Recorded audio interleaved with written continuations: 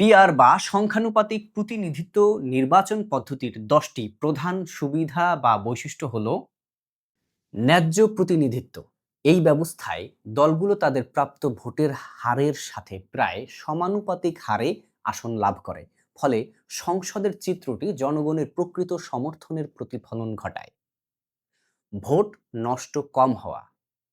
প্রায় প্রতিটি ভোটই কোনো না কোনো দলের আসন সংখ্যা নির্ধারণে ভূমিকা রাখে। ফলে আমাদের বর্তমান যে ট্রেডিশন উইনার টেক অল, এই পদ্ধতির মতো বিপুল সংখ্যক ভোট নষ্ট হয় না। ছোট ও সংখ্যালঘু দলের উত্থান। কম ভোট পেয়েও দলগুলো সংসদে প্রতিনিধিত্ব করার সুযোগ পায়।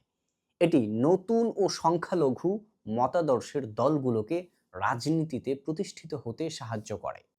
রাজনৈতিক বহুত্ববাদ।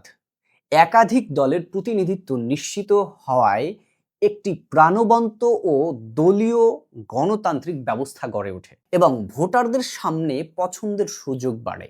জোট ও সমঝোতার সংস্কৃতি। সাধারণত কোনো একক দল নিরঙ্কুশ সংখ্যাগরিষ্ঠতা পায় না, ফলে জোট সরকার গঠন করতে হয়। এটি দলগুলোর মধ্যে আলোচনা ও সমঝোতার রাজনৈতিক সংস্কৃতিকে উৎসাহিত করে। নারী ও প্রান্তিক গোষ্ঠীর প্রতিনিধিত্ব বৃদ্ধি। দলগুলো তাদের প্রার্থী তালিকায় নারী ও বিভিন্ন প্রান্তিক গোষ্ঠীর প্রার্থীকে অন্তর্ভুক্ত করতে উৎসাহিত হয়, যা সংসদে অন্তর্ভুক্তিমূলক প্রতিনিধিত্ব বাড়ায়।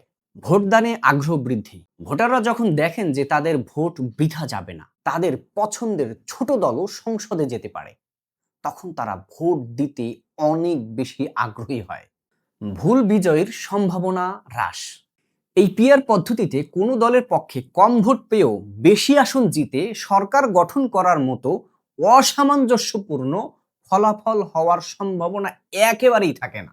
জেরিম্যান্ডারিং অকার্যকর। নির্বাচনী এলাকার সীমানা পরিবর্তন করে ভোটের ফলাফল প্রভাবিত করার যেই জেরিম্যান্ডারিং সুযোগ এই পদ্ধতিতে অর্থাৎ পিআর পদ্ধতিতে একেবারে কমে যায়, কারণ আসন মূলত দেশব্যাপী ভোটের হারের উপর নির্ভর করে।